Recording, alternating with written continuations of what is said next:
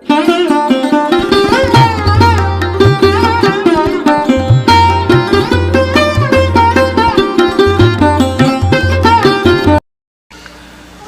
सीता कहने लगी पहले ही बथेरे लाछण लगे ने, ते जिस लाछण का सदका मैं घरों कढ़ी गई, किस आसरे ते रवां मैं तेरे आश्रम दे च। तू की आखेगा जगत नूं ये कौन है? ते बाल्मीक कहने लगे मैं आखांगा मेरी बच्ची है, सौरे घरों आई है, कुछ दिन रह के चली जाएगी। ते सीता कहती ये ते झूठ है, ये ते तुसी झूठ बोलोगे। ते ऋषि कहते हाँ, सच नूं बचाण दी खातर झूठ बोलांगा। और वो झूठ बोलता रहा। राम ने एक मर्यादा बनाई सी कि कुछ भी होवे कहना सच है। ते बाल्मीक दी मर्यादा हर परिस्थिति दे सच नहीं बोलिया जा सकता। किसी दी इज्जत बचानी है, किसी दा सहारा बनना है, अपनी अपनी सोचनी।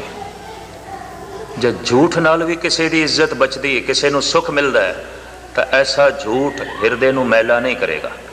पर अक्सर बंदा सच बोलता है दूजे नूं चोट पहुँचाण खातर, अक्सर बंदा झूठ बोलता है अपने लाभ की खातर। कभी बगौर मुताला करना, इस वास्ते बंदे का सच भी पाप है, बंदे का झूठ भी पाप है। आम लोगों का, आम बंदे तो सच भी बोलणगे भी हुण दूजे नूं चोट पहुँचे, सच नाल भी दूजे का नुकसान करिए। ते झूठ बोलणगे अपने लाभ लई, सच बोलणगे दूजे दे नुकसान लई। महापुरुष की क्रिया कुछ होर है।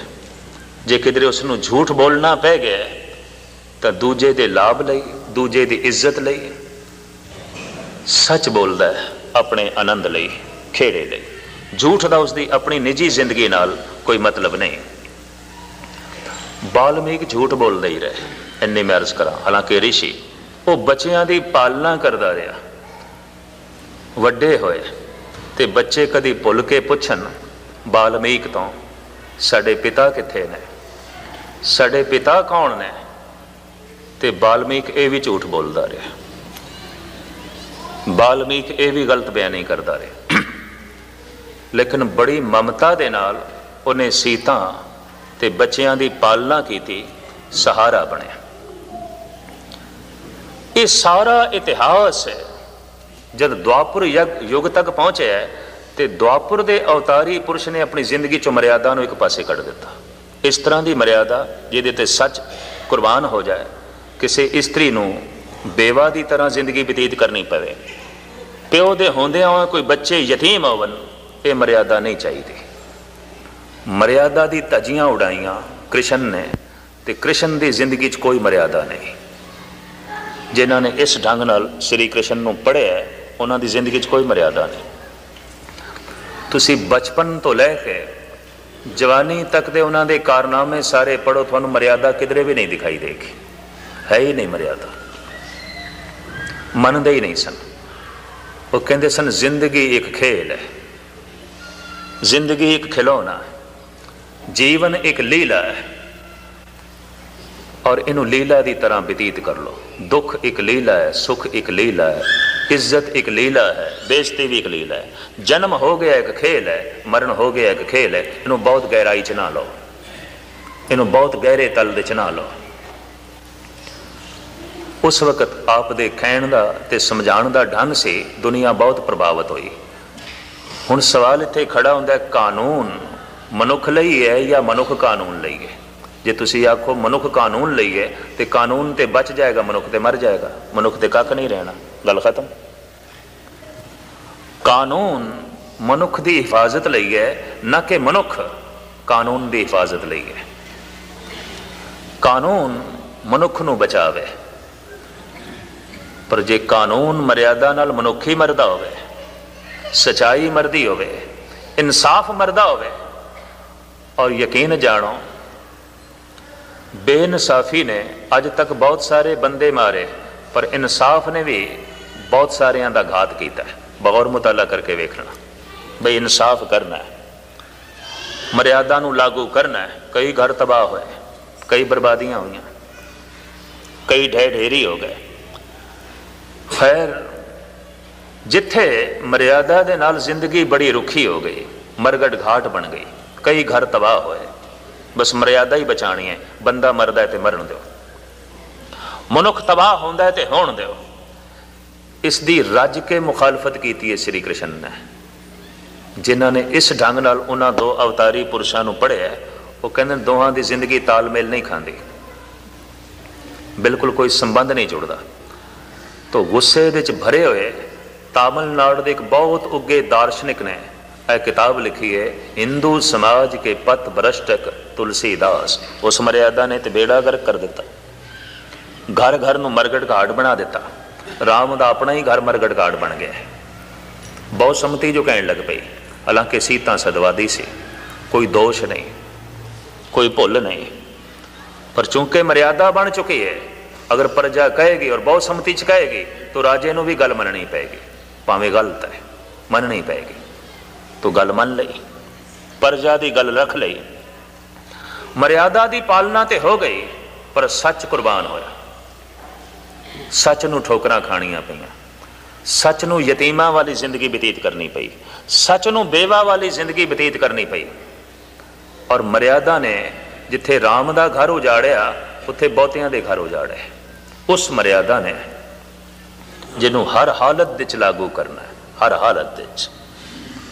कृष्ण ने अपनी जिंदगी च मर्यादा बिल्कुल कट दी। जिस ढंग नाल वो जी रहे हैं, तो जिस ढंग नाल गोपियां उन्होंने आले दुआले नृत पईयां करदियां ने, जिस ढंग दे नाल आम उन्हों का व्यवहार है, उस ढंग नाल उन्हों की जिंदगी च कोई मर्यादा नहीं, किसी ढंग की कोई मर्यादा नहीं। सवेरे कृष्ण कुछ कह रहे हैं, शामी कुछ कह रहे हैं, हुणे कुछ आख रहे हैं, हुणे कुछ आख रहे हैं। इस वास्ते अनंत तरह दीयां गल्लां मजाक दे विच भी श्री कृष्ण नाल जुड़ गई। बई इस पुरुष का कोई भरोसा नहीं, ये हुणे कुछ कह रहा, हुणे कुछ कह रहा। लेकिन मैं फिर अर्ज करा, उहदे संत होण दे विच, उहदे अवतार होण दे विच रंचक मात्र भी भुल नहीं है। वो है हिरदा शुद्ध है, और उन्होंने दिस पिया जन्म एक लीला है, मरण एक लीला है। शिकारी ने खिंच के बाण मारिया है। भाई गुरदास जी भी लिखते हैं उस पुरानी गाथा नूं, जाए सुता प्रभास विच गोडे ऊपर पैर पसारे, चरण कमल विच पदम है झिलमिल झमके वांगू तारे, बद्धक आया भालदा मिरगे जान बाण लै मारे।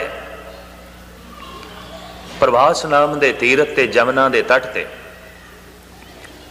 संध्या दे वकत कृष्ण सौ गए, लेट गए। ठंडी रेत सी, उत्थे चद्दर विछाई ते लेट गए,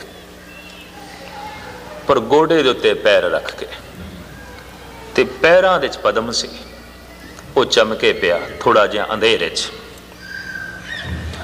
दूरों शिकारी हिरन दी तलाश च, ते उन्हें सोचिया ये जिहड़ा पदम चमकदा पिया है, ये हिरन दी अख है, अंधेरे च चमकदी अख पशुआं दी।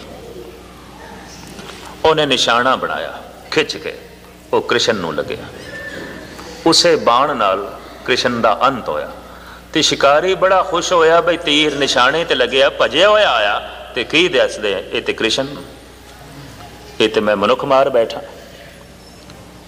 पर भाई गुरदास जी लिखते हैं, गल विच लीता कृष्ण जी, औगण कीते हर ना चितारे। गलवकड़ी च लिया, आख्या मैं इसे ढंग नाल जाना सी, तू चिंता कादी करदा, मैं इसे ढंग नाल जाना सी, लीला है, ऐसा होना सी, मैनू बाण लगना सी, मैं रुखसत होना सी, ये तो सब लीला है। बाण लग्या होवे, खून वग रहा होवे, दम टुट रहे हो, तो कोई आखे लीला है, खेल है, कुछ भी नहीं। जन्म एक खेल है, मरण एक खेल है, सब कुछ एक खेल है। तो ये वो पुरुष कह रहा है जिन्हें वाकई सब कुछ खेल समझे, तमाशा समझे, लीला है, खेल है। कहते हैं एक अवतारी पुरुष नूं जगत बिल्कुल खेल दिखाई देता है, तमाशा। तो एक बहुत उगा दार्शनिक होवे, उन्होंने जगत की कोई चीज़ पतिया नहीं सकती, उन्होंने भी खेल तमाशा लगता है। मिर्जा गालिब का एक बचन मैं थोड़े सामने रखा, दीवाने गालिब का। वो कहता है, बाजी चाहे इतफाल है दुनिया मेरे आगे। ये सारी दुनिया की है, एक बच्चे का खेल है जो खिडौणियां नाल खेडदा पिया, कुछ भी नहीं।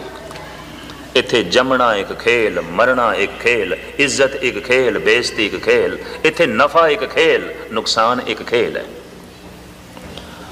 और ये वाक ने एक शायर दे, जो संत नहीं है, फकीर नहीं है, जो इबादत गुजार भी नहीं है, जिन्हें जिंदगी च कदी बंदगी की भी नहीं, तो हर वक्त हिरदा रब दे नाल गिलियां नाल भी भरिया रहा। धनवाद नहीं किया, शुकराना नहीं किया, गिलियां नाल ही भरिया रहा। इतने वड्डे गिलियां नाल कि बरसात जद जोर दी पई तो एक मस्जिद ढह ढेरी हो गई, गिर गई, तो मस्जिद के बूहे भी गिर गए, दीवारां गिर गई, लोग उस गिरी हुई मस्जिद भी नमाज पढ़ना आउंदे सन। ते गिरे हुए मस्जिद के बूहे ते बैठा सी मौलवी बुढ़ा, ते लंघिया उतों गालिब ते हस पिया खिड़खिड़ा के। मौलवी कहंदा गालिब तैनू इतना खुश मैं कदी नहीं देखा, क्योंकि जिहड़ा इतना दार्शनिक होवेगा उदास रहेगा, क्योंकि जगत च ऐसा कुछ भी नहीं जो मन परच सके, तो उदासी तो होंदी है, तो उदास तो रहिंदा ही सी। पर अज खिड़खिड़ा के हस पिया, बहुत प्रसन्न। ते मौलवी कोल आके कहंदा है, शायर आजम मैं तेनू कदी खुश नहीं देखा, प्रसन्न नहीं देखे, अज बहुत खुश होए हैं, हसे हैं, मैनू वेख के कि खुदा दे घर नू वेख के, मस्जिद नू वेख के। कहंदा खुदा दे घर नू वेख के बहुत खुश होया। मौलवी कहंदा क्यों? आखन लगा दिल खुश हुआ है मस्जिद वीरान को देख कर, मेरी तरह खुदा का भी खाना खराब है। साडा घर ते उजड़िया होया, रब दा भी उजड़िया है। अज ते पता चले साडा घर ते ढह ढेरी है ही कुछ भी नहीं, एदा घर भी कुछ भी नहीं। इस ढंग की मजाक उड़ाण वाला, इस ढंग की तनज करने वाला, खुदा की बंदगी नाल दूर दा भी इसका रिश्ता नहीं। लेकिन एक गल कहंदा है, जगत खेल है, मैं नहीं परच सकता किसी चीज़ तो, कोई चीज़ मेरी दिलजोई का बायस नहीं है। बाजी चाहे इतफाल है, दुनिया मेरे आगे, होता है शबो रोज़ तमाशा मेरे आगे। ये दिन रात एक तमाशा हो रहा है, दिन भी एक तमाशा है, रात भी एक तमाशा है, कुछ भी नहीं। एक खेल है औरंगे सुलेमान मेरे नज़दीक, तख्ते सुलेमानी दियां बड़ियां गल्लां सन। दो तख्त, एक तख्ते ताऊस ते एक तख्ते सुलेमानी। सारी दुनिया के इतिहास दे इन्हां दो तख्तां की बड़ी गल है।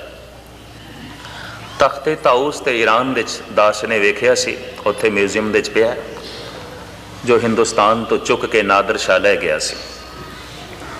मोर की तरह बनया होया वो तख्त, जिहदे च नीलम पन्ने जवाहर मूंगे जड़त सन, जिहदी कीमत का कोई अंदाजा नहीं। ते एक तख्ते सुलेमानी।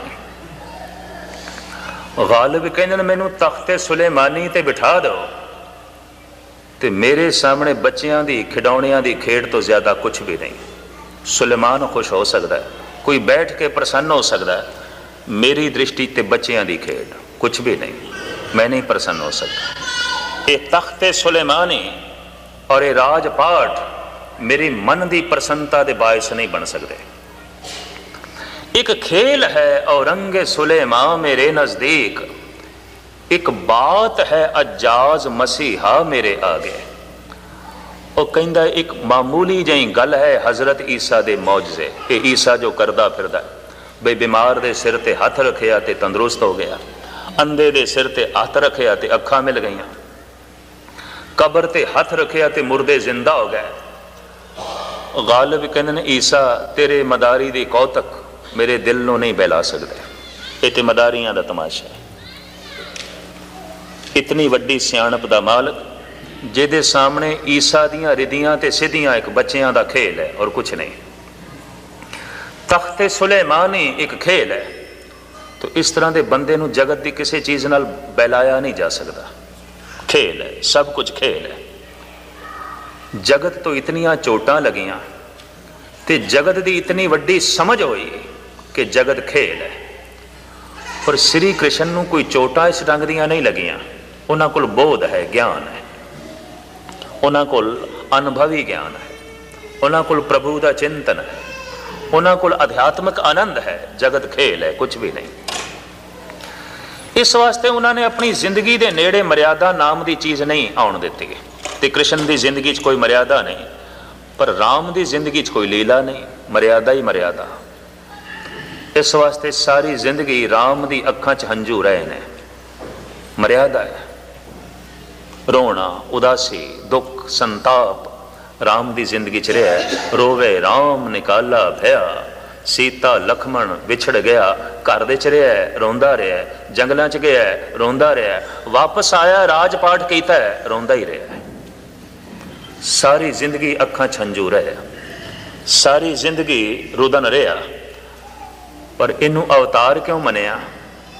ਦੁੱਖ ਇਤਨੇ ਸਹਾਰ ਕੇ ਵੀ ਮਰਿਆਦਾ ਨੂੰ ਤੋੜਿਆ ਨਹੀਂ, ਵੀ ਠੀਕ ਹੈ, ਹੱਟ ਰੱਖਿਆ। ਹੰਝੂ ਨੇ ਤੇ ਸਹੀ, ਹੰਝੂ ਹੀ ਸਹੀ, ਮਰਿਆਦਾ ਨਹੀਂ ਤੋੜਨੀ, ਅਸੂਲ ਭੰਗ ਨਹੀਂ ਕਰਨੇ। ਖੁਦ ਕੁਰਬਾਨ ਹੋਣਾ ਹੈ ਤੇ ਚਲੋ ਹੋਈਏ। ਵਰਨਾ ਇੱਕ ਰਾਜੇ ਸਨ, ਵਿਧਾਨ ਬਦਲ ਸਕਦੇ ਸਨ, ਕਾਨੂੰਨ ਬਦਲ ਸਕਦੇ ਸਨ। ਬੜੇ ਬੜੇ ਰਾਜੇ ਕਾਨੂੰਨ ਬਦਲ ਦਿੰਦੇ ਨੇ, ਮੈਂ ਦੇਖਿਆ। ਹਿੰਦੁਸਤਾਨ ਵਿੱਚ ਐਸਾ ਹੀ ਹੋਇਆ। ਇਲਾਹਾਬਾਦ ਹਾਈ ਕੋਰਟ ਨੇ ਵਕਤ ਦੀ ਪ੍ਰਾਈਮ ਮਿਨਿਸਟਰ ਦੇ ਖਿਲਾਫ ਇਲਜ਼ਾਮ ਸਰਜ਼ਦ ਕਰ ਦਿੱਤਾ। ਬਹੁਤ ਵੱਡੀ ਗੱਲ, ਬਹੁਤ ਵੱਡੀ ਗੱਲ। ਤੇ ਹੁਣ ਚਾਹੀਦਾ ਤੇ ਇਹ ਸੀ ਕਿ ਜੋ ਹਾਈ ਕੋਰਟ ਨੇ ਇਲਜ਼ਾਮ ਲਾ ਦਿੱਤਾ ਹੈ ਉਹਦੇ ਮੁਤਾਬਕ ਸਜ਼ਾ ਭੋਗੇ। ਐਮਰਜੈਂਸੀ ਲਾ ਕੇ ਕਾਨੂੰਨ ਹੀ ਬਦਲ ਦਿੱਤਾ, ਖੁਦ ਬਚ ਗਈ। ਤੇ ਜਿਸ ਵਿਚਾਰੇ ਨੇ ਇਹ ਇਲਜ਼ਾਮ ਲਾਇਆ, ਹਾਈ ਕੋਰਟ ਦੇ ਸੈਸ਼ਨ ਜੱਜ ਨੇ, ਉਸ ਵਿਚਾਰੇ ਦੀ ਨੌਕਰੀ ਵੀ ਜਾਂਦੀ ਰਹੀ। ਸਭ ਕੁਝ ਉਹਦਾ ਤਬਾਹ ਹੋਇਆ, ਬਰਬਾਦ ਹੋਇਆ। ਐਸਾ ਰਾਮ ਵੀ ਕਰ ਸਕਦਾ ਸੀ, ਮੈਂ ਨਹੀਂ ਅਰਜ਼ ਕਰਦੇ ਹਾਂ, ਉਹ ਵੀ ਕਰ ਸਕਦਾ ਸੀ। ਰਾਜਾ ਸੀ, ਵੀ ਠੀਕ ਹੈ ਮੈਂ ਵਿਧਾਨ ਬਦਲਦਾ, ਮੈਂ ਨਹੀਂ ਸੀਤਾ ਨੂੰ ਘਰੋਂ ਕੱਢਣਾ, ਲੇਕਿਨ ਨਹੀਂ ਕੀਤਾ।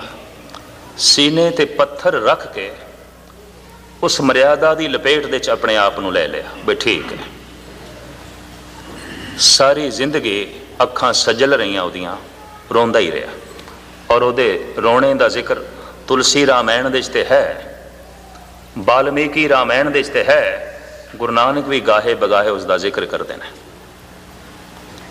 ਕਿ ਰੋਵੇ ਰਾਮ ਨਿਕਾਲਾ ਭਇਆ, ਸੀਤਾ ਲਖਮਣ ਵਿਛੜ ਗਿਆ।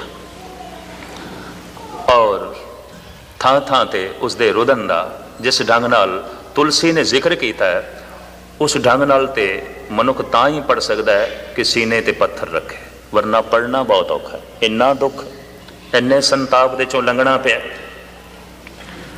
तो मर्यादा ने बेशुमार घर रोण ते मजबूर कर दिते, क्योंकि कई घर उजड़े, निरा राम का घर थोड़ी उजड़िया। पर कृष्ण की लीला ने भी बहुत सारे घर उजाड़ दिते। जब जिंदगी लीला ही है, लोगों की पकड़ दे गल आई ना, अनुभव के अंदर है नहीं सी। होया कि धार्मिक मंदिर, कृष्ण मंदिर दुराचार के अड्डे बन गए, देवदासियां के अखाड़े बन गए, धन संपदा के अखाड़े बन गए। जिथे नाम जपना सी, अभ्यास करना सी, उत्थे नाच ते गाने के अड्डे बन गए, धार्मिक मंदिर। सिर्फ इस करके कि जिंदगी एक लीला है, धर्म मंदिर लीला ही बन के रह गए। और नाच चलता रहा। इस गल का मुगलों को भी पता चल गया, काबुल दे बैठे हुए, कि हिंदुस्तानी इतना अयाश हो गया है, इतना सुखियारा हो गया है और इतना लीला ते खेल दे डुब गया है कि उहदे इबादत के अड्डे भी नाच गाने के अड्डे बन गए हैं। उन्हें पहले मंदिरों ते ही हमला किया, क्योंकि देश की असमत ते देश की दौलत सारी मंदिरों च पई सी। राजे महाराजे भी मंदिरों च आउंदे ने देवदासियां दा नाच वेखण वास्ते, लोकी बंदगी भी करन आउंदे ने देवदासियां दा नाच वेखण वास्ते, ते ब्राह्मण भी मूर्ति कोल खुश बैठा है, नाच वेख रहा है, नृत वेख रहा है। और जिसनों गुरु नानक देव जी महाराज ने कहा, नचण कुदण मन का चाओ, नानक जिन मन भाओ ते ना मन पाओ। होर भी आसा दीवार दे बड़े लंबे ढंग नाल, विस्तार नाल इस लीला का सतगुरु ने जिक्र किया। तो मर्यादा ने रोण ते मजबूर किया, ते कोरी लीला ने जिंदगी बदअखलाक कर दी, सुखियारा बना दिता। अयाश बना दिता, इंज कह लईए बदमाश बना दिता, क्योंकि बदमाशी धर्म मंदिरां दे च आ गई। शायद थोड़े पढ़न दे च आया होवे कि हिंदुस्तान की पार्लीमेंट दे च तमिलनाडु ते आंध्रा प्रदेश के कुछ MP ने मिल के ये आवाज़ उठाई कि देवदासियों की प्रथा बंद होनी चाहिए। अजे भी है कुछ मंदिरों च, तमिलनाडु के मंदिर, आंध्रा प्रदेश के मंदिर ते कुछ महाराष्ट्र ते कर्नाटक के मंदिर आवाज़ उठी है भी ये प्रथा बंद होनी चाहिए। ये धर्म मंदिरों को अयाशी का जो अड्डा बनाया गया है, ये सिलसिला बंद होना चाहिए। पर यह चलिया कृष्ण तो, पर कृष्ण तो जब चलिया तो वाकई उस वक्त बंदगी एक लीला सी, लेकिन हुण जो चलिया वो लीला एक अयाशी ते बदमाशी सी, और की सी? कुछ भी नहीं सी। मनुख भ्रष्ट होया, मनुख थल्ले चला गया। तो फिर एक होर आत्मा आई, अवतारी पुरुष गुरु नानक देव जी महाराज। इन्होंने जो जगत की झोली च पाया, दार्शनिक लोगों ने जिस ढंग नाल वेख्या है कि गुरु जी की देन की है, गुरु नानक गुरु गोबिंद सिंह जी की देन की है, मर्यादा की देन है राम दी, ते लीला की देन है श्री कृष्ण दी। मर्यादा ने घर मरगड़ घाट बना दिते, ते लीला ने घर दुराचार दे अड्डे बना दिते, अयाशी दे अड्डे बना दिते। गुरु नानक दी देन, उन्होंने लीला नू मर्यादा दे दी, मर्यादा नू लीला दे दी। कीर्तन राग गायना ये है तो एक लीला और की है, पर इस लीला नू भी एक मर्यादा दे दी। ये नहीं कि उन्हें ताड़ियां ही बजाई जाओ तो नची जाओ, ये नहीं हो सकता। मर्यादा ते लीला कट्ठी, वरना गाना तो एक लीला है और कुछ नहीं है। कृष्ण जी गाउंदे सन, मुरली बजानी ते गाना, गा गा के बंदगी करने, पर गाना भी मर्यादा च चाहिए, ये भी मर्यादा चाहिए। लीला नू मर्यादा नाल जोड़ दिता है, तो गावना ही है, लेकिन ताड़ियां नहीं बजाइया जा सकती। है तो गावना ही, पर नचिया टपिया नहीं जा सकता। है तो गावना ही, पर मर्यादा च गावना है, असूल दे च गाना है। पर कोरी मर्यादा भी नहीं है, मैं चुप बैठ जाओ, नहीं, धुन अलापनी है, गावना है, तबला बजाना है, सरंगी छेड़नी है, सितार बजानी है, हारमोनियम की धुन छेड़नी है, कंठ चो राग अलापने ने, धन सो राग सुरंगड़े अलापत सब तिख जाए। जगत लीला है, जगत मर्यादा है, दोवें कट्ठियां झोली च पा दित्तियां ताकि कोई लीला ऐसी ना होवे कि दुराचार तक मनुख नूं लै जाए, ते कोई मर्यादा ऐसी ना होवे कि घर नूं ही मरगड़ घाट बना देवे, जिंदगी सारी फिक्की करके रख देवे। बहुते मैं देखदा कई सिख, उन्होंने जिंदगी च सिर्फ मर्यादा ही है और कुछ नहीं, कुछ भी नहीं। कोरा कर्म कांड मर्यादा पकड़ ली, लीला का पता ही नहीं। तो मैं कई सिखा भी देखदा जिन्हों की जिंदगी च निरी लीला ही रह गई और कुछ नहीं, मर्यादा कोई नहीं। उन्होंने गुरु नानक नूं समझिया ही नहीं। सिर्फ मर्यादा गुरु नानक का सिद्धांत नहीं है। अगर मर्यादा ये है जिहदे नाल मनुख मनुख दे नालों टुट जाए, मनुख दा मनुख नाल कोई संबंध ना रहे, तो गुस्ताखी माफ ऐसी मर्यादा ते बंदे नूं तोड़ के रख देगी, मरगड़ घाट बना के रख देगी। नहीं, मर्यादा नूं लीला दित्ती, बस समाप्ति करते हैं, ते लीला नूं मर्यादा नाल जोड़िया। कीर्तन लीला है, इन्नी मैरज करना, गीत अलापने लीला है, संगीत दी धुन एक लीला है। ते गुरु गोबिंद सिंह जी महाराज भी कहते हैं, मेरी दृष्टि समूह जगत एक लीला है, मैं हूं परम पुरख को दासा, देखन आयो जगत तमाशा। गुरु अर्जन देव जी महाराज देवा, आवन जान एक खेल बनाया, आ गया कारी की नीम आया। जमना एक खेल है, मरना एक खेल है, ते जे जन्म ते बहुती खुशी मनावेगा ते मरण ते तेनू रोना भी पैना है। लीला है, एक खेल है, इनू समझ, इनू एक रस हो के लै। जमना भी खेल, मरना भी खेल, कुछ मिलना भी खेल, कुछ खो जाना भी खेल है, पर फिर भी जन्म किसी मर्यादा च है, फिर भी मरण किसी असूल दे च है, बेमर्यादा नहीं है। इस वास्ते लीला ते मर्यादा का जो जोड़ है, गुरु नानक दी सिद्धांतक विचार है तो बहुत लंबी, पर मैं दो विचारां दी, दो पुरुषां दी जो देन सी श्री राम ते कृष्ण दी, ਉਹਦੇ ਚ काफ़ी समा लै गया। गुरु नानक गुरु गोबिंद सिंह जी की देन लीला ते पुरुष जो है मर्यादा इकट्ठी है। सिख ने मर्यादा च भी रहना है, पर निरी कोरी मर्यादा च नहीं। सिख दे च लीला भी चाहिए, खेड़ा भी चाहिए, हुलास भी चाहिए, मस्ती भी चाहिए, सरूर भी चाहिए, कुछ गीत संगीत दियां धुनां भी उसकी जिंदगी च चाहिए ने। एवें टुटा फुटा नहीं, बिल्कुल टुटिया टुटिया, मुर्दा ही मुर्दा। मैं देखदा जिन्होंने लोग कहते बड़ा निर्माण है, बड़ा निर्माण है, खाक निर्माण है, मूड है और कमज़ोर है। निर्माण इसनों कहते हैं, इनू निर्माणता नहीं कहते। निर्माणता के अर्थ भी नहीं है, निर्माणता का भी बोध नहीं। और वो निर्माणता जी कमज़ोरी जो है प्रगट करे, वो निर्माणता जी मूर्खता ते खड़ी होवे ते ए बंदे ना तू लीला नू समझे ते ना मर्यादा नू समझे, तैनू असूल का पता ही नहीं।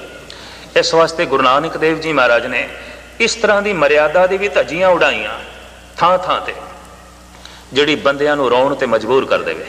ते इस तरह की लीला की मुखालफत की थी जिस लीला ने बंदे नू दुराचारी बना दिता। मथुरा दे गीत अलापे गुरु नानक ने, घड़ियां सब्बे गोपियां पहर कन्न गोपाल, वेखनी है लीला ते आओ वेखो।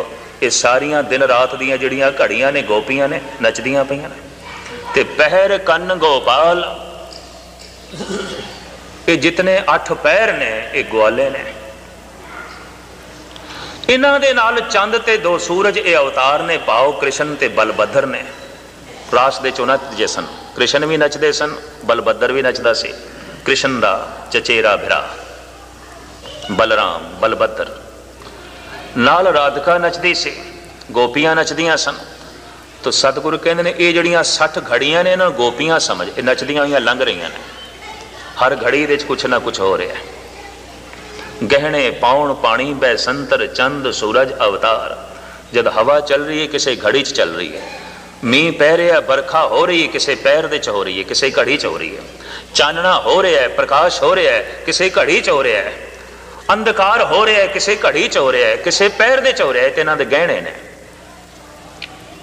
ये तो दिन रात संवरदे ने, प्रकाश करके, बरखा करके, हवावां करके, ऋतुआं दे बदलन करके ते गहने ने। ते चंद्रमा ते सूरज ये कृष्ण ते बलराम ने, बलभद्र ने। रास वेखनी है, वेख हो रही है, 8 पैर हो रही है और बड़ी मर्यादा च हो रही है, बड़ी तरतीब दे च हो रही है।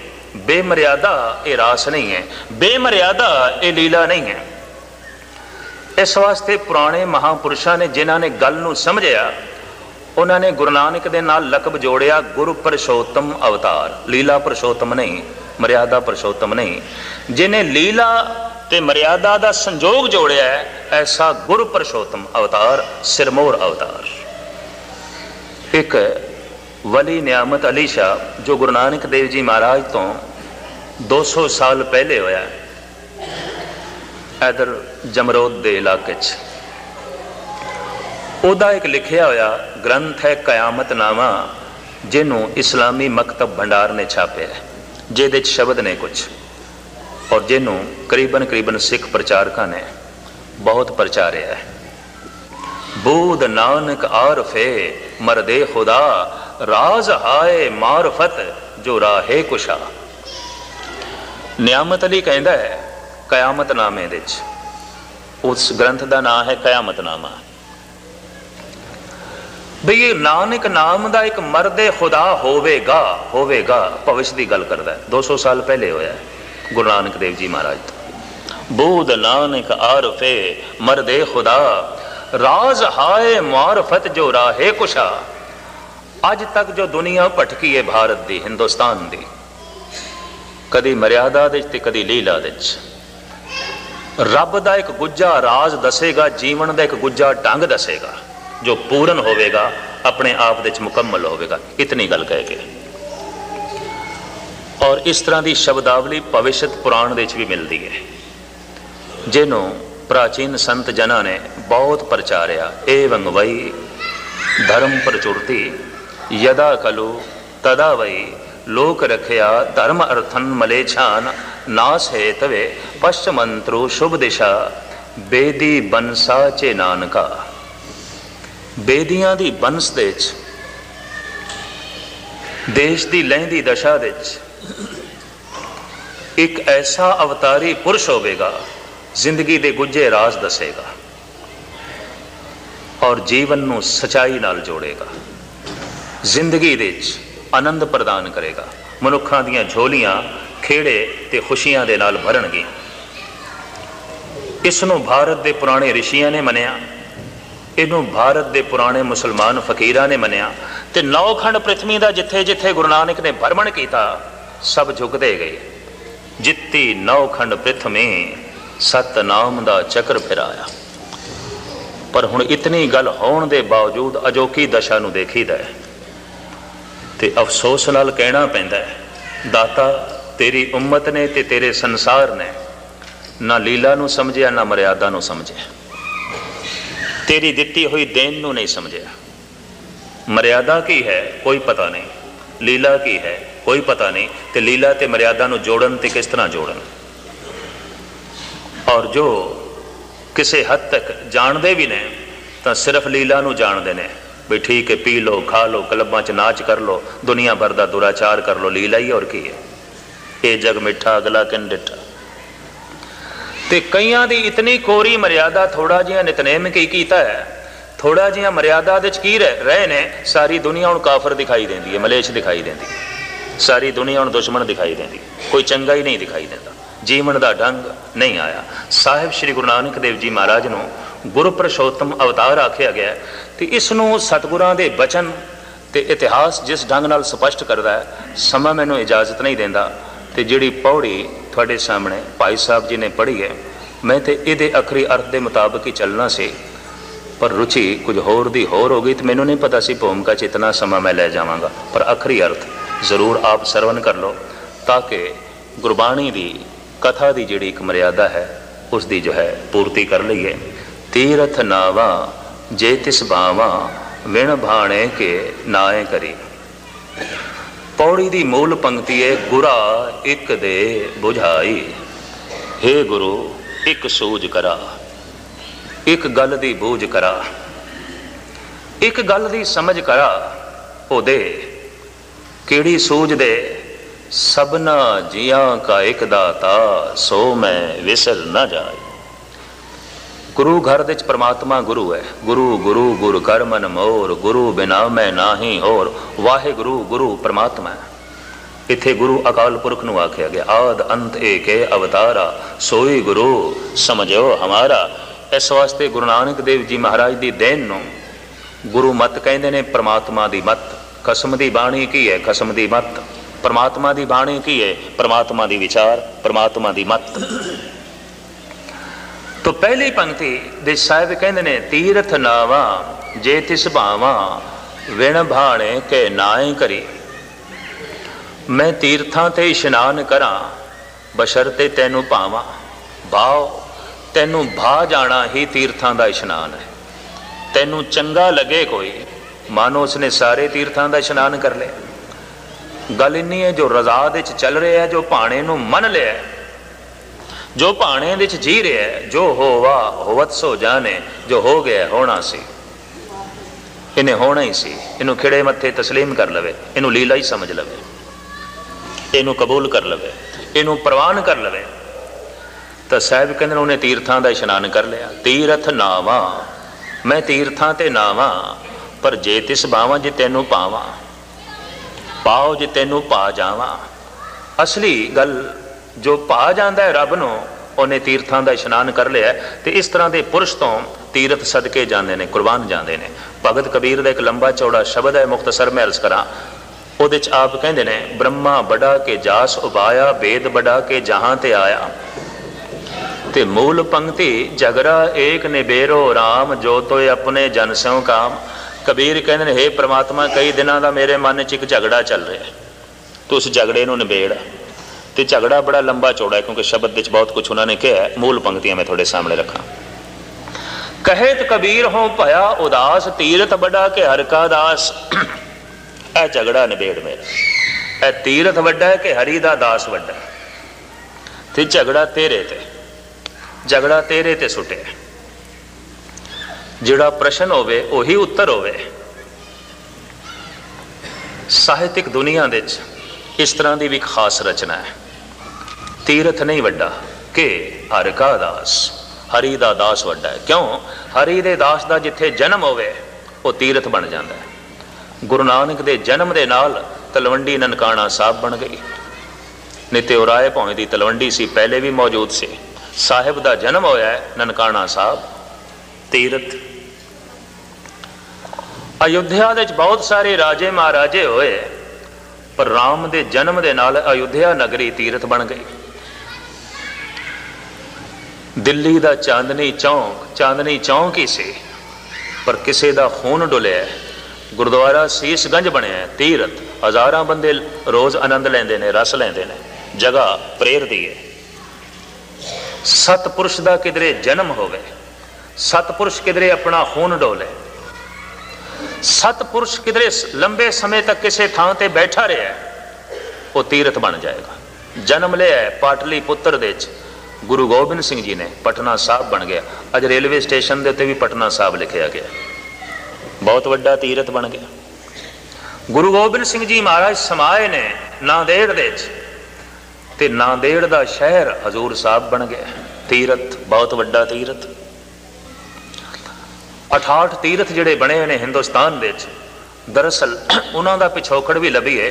ਕਿਧਰੇ ਕਿਸੇ ਸੰਤ ਦਾ ਜਨਮ ਹੋਇਆ, ਕਿਧਰੇ ਕਿਧਰੇ ਸੰਤ ਨੇ ਤਪੱਸਿਆ ਕੀਤੀ ਹੈ, ਤੇ ਕਿਧਰੇ ਕਿਧਰੇ ਸੰਤ ਕੋਈ ਸਮਾਇਆ ਹੈ, ਕੋਈ ਅਵਤਾਰੀ ਪੁਰਸ਼ ਸਮਾਇਆ। ਤੀਰਥ, ਮਥੁਰਾ ਤੀਰਥ ਬਣ ਗਈ, ਅਯੁੱਧਿਆ ਤੀਰਥ ਬਣ ਗਈ, ਸੀਸਗੰਜ ਤੀਰਥ ਬਣ ਗਿਆ, ਹਰਿਮੰਦਰ ਸਾਹਿਬ ਤੀਰਥ ਬਣ ਗਏ, ਨਨਕਾਣਾ ਸਾਹਿਬ ਤੀਰਥ ਬਣ ਗਏ।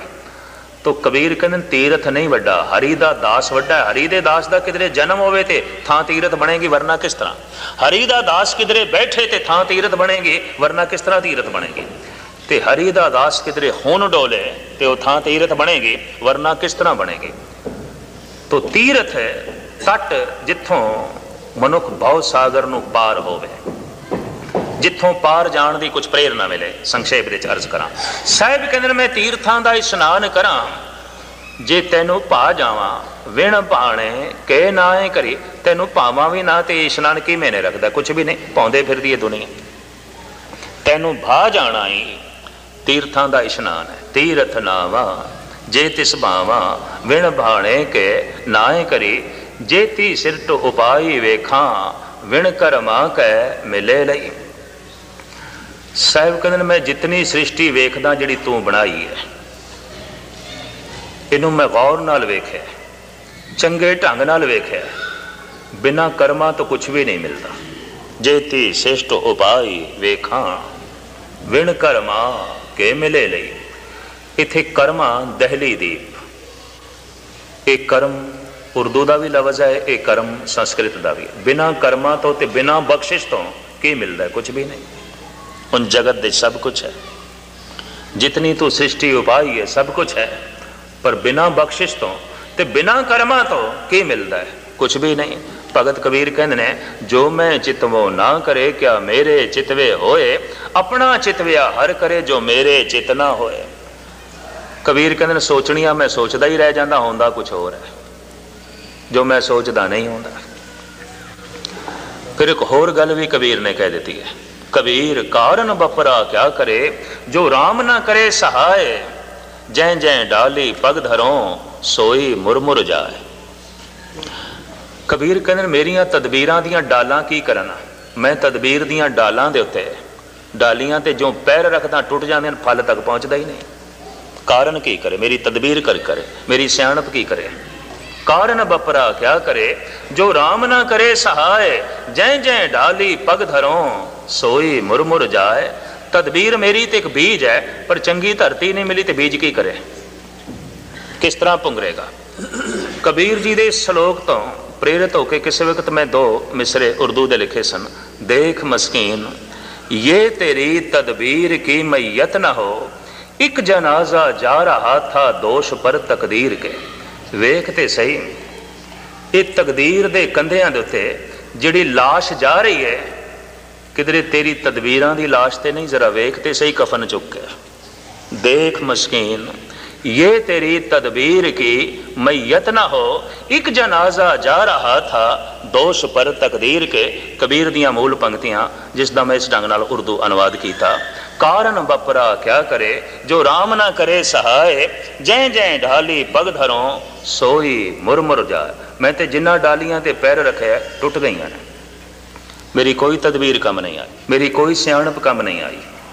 कारण मेरे पूर्वले संस्कार, बख्शिश नहीं मिली, रहमत नहीं मिली। बीज मेरे कोल सी, सियाणप मेरे कोल सी, धरती नहीं मिली।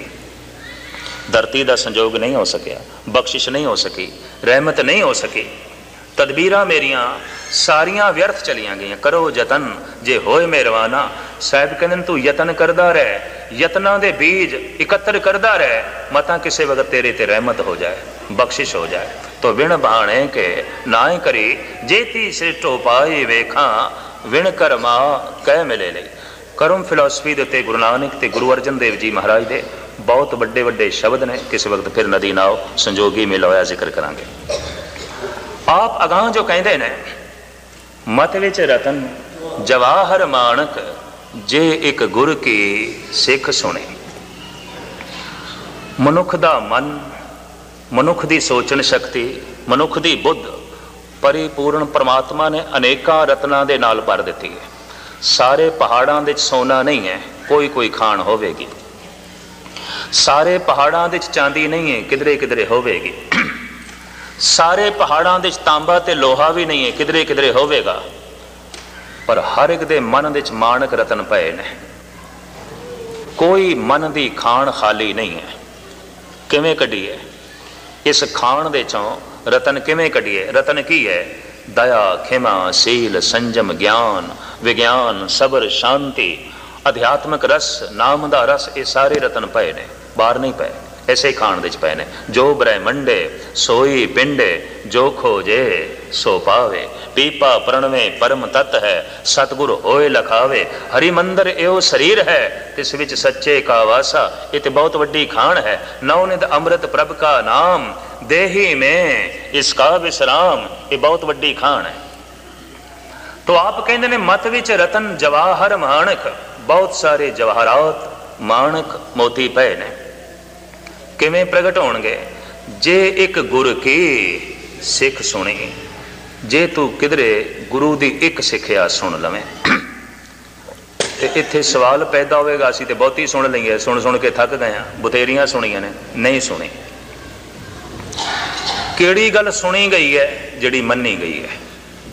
नहीं तो कोई नहीं सुनी गई।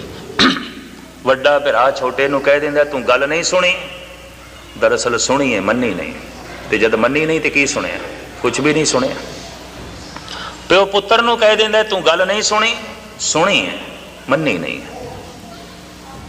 और इसे तरीके दे नाल मित्र मित्र नूं कह दिंदा मित्रा तू गल नहीं सुनी, सुनी है, मन्नी नहीं। गुरु भी कह सकता है पुरखा तू गल मन्नी नहीं। जब मन्नी नहीं तो की सुनिया? कुछ भी नहीं। इस वास्ते चार सुनिए दियां पौड़ियां दे नाल मन्निए दियां चार पौड़ियां ने। जो मन्नी नहीं गई की सुनी? कुछ भी नहीं सुनिया।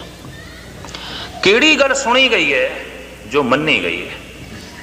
जो मन्नी नहीं गई वो नहीं सुनी गई। ਉਹਦਾ फिर बहुत गहरे तल ਦੇ कोई संबंध नहीं जुड़ता, वो जिंदगी ਨੂੰ बदलदी नहीं। तो साहिब कहते हैं मत विच रतन जवाहर माणक, जे एक गुर की सिख सुने। कोई एक सिक्ख्या सुन लवे तो एक सिक्ख्या गुरु दी की है? एक नाल जुड़ना, बस इन्नी सिक्ख्या, एक नाल जुड़ना। गुरु नानक दा पहला बचन है एक, ते गुरु दी एक सिक्ख्या की है? एक नाल जुड़। सारी दुनिया दी दुबदा खत्म। फिर वो तेनों एक दिखाई देवेगा जिस तो उत्पत्ति पालना ते नाश हो रहा है, जो सच स्वरूप है। ये सारे गुण तेरे अंदर पैदा हो जाएंगे। गुरु दी मूल सिक्ख्या ये एक है, एक दा जप। वो एक दा जप तू कर। ते जे जप नहीं आरंभिया तो कुछ भी नहीं सुनिया, कुछ भी नहीं सुनिया, क्योंकि मनिया तो है नहीं तुम।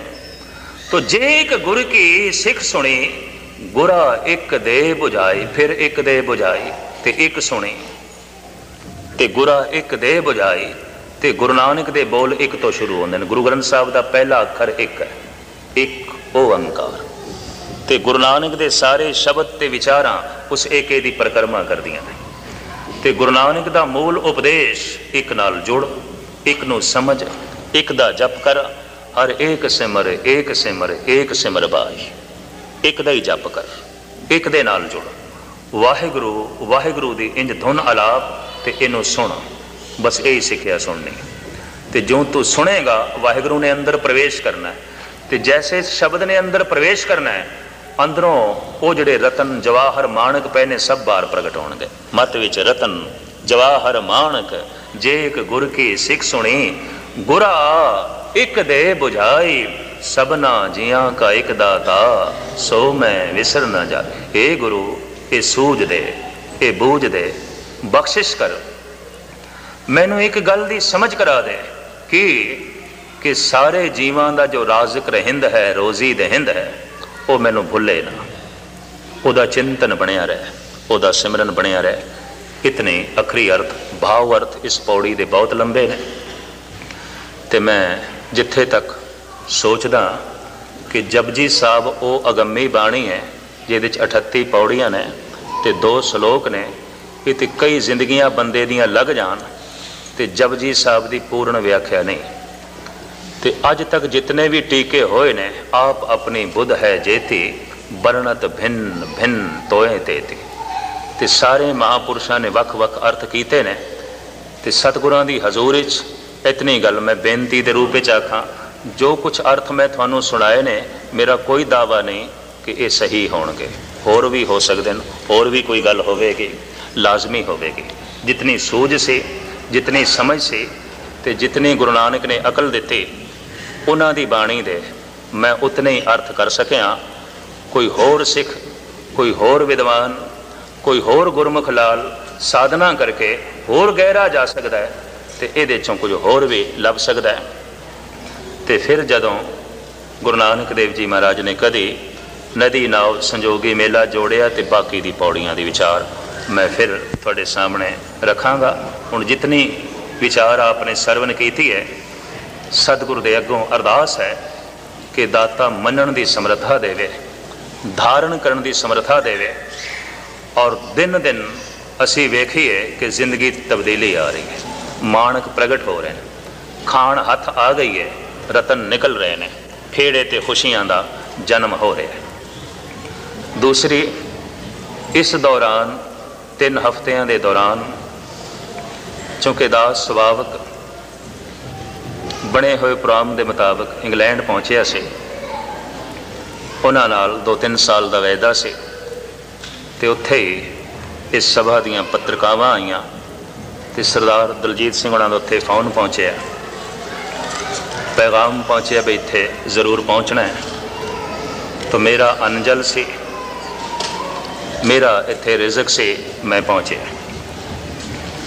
ਇਸ 3 ਹਫ਼ਤਿਆਂ ਦੇ ਦੌਰਾਨ ਕੋਈ ਐਸਾ ਸ਼ਬਦ ਜੋ ਧਰਮ, ਇਨਸਾਨੀਅਤ, ਸਮਾਜ ਤੇ ਗੁਰਮਤ ਦੀ ਕਸੌਟੀ ਤੇ ਪੂਰਾ ਨਾ ਉਤਰਦਾ ਹੋਵੇ, ਉਸ ਸ਼ਬਦ ਲਈ ਖਿਮਾ।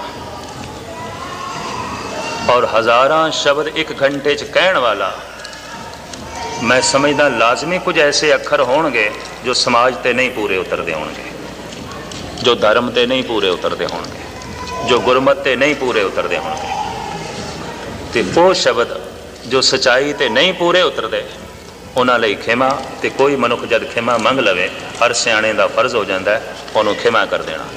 ਕੋਈ ਸ਼ਬਦ ਮੈਂ ਗੁਰਮਤ ਅਨੁਸਾਰ ਆਖਿਆ, ਧਰਮ ਅਨੁਸਾਰ ਆਖਿਆ ਤੇ ਸਮਾਜ ਦੇ ਮੁਤਾਬਕ ਆਖਿਆ, ਤੇ ਫਿਰ ਵੀ ਕਿਸੇ ਦਾ ਦਿਲ ਦੁਖਿਆ, ਕਤਈ ਮੈਂ ਖਿਮਾ ਨਹੀਂ ਮੰਗਦਾ।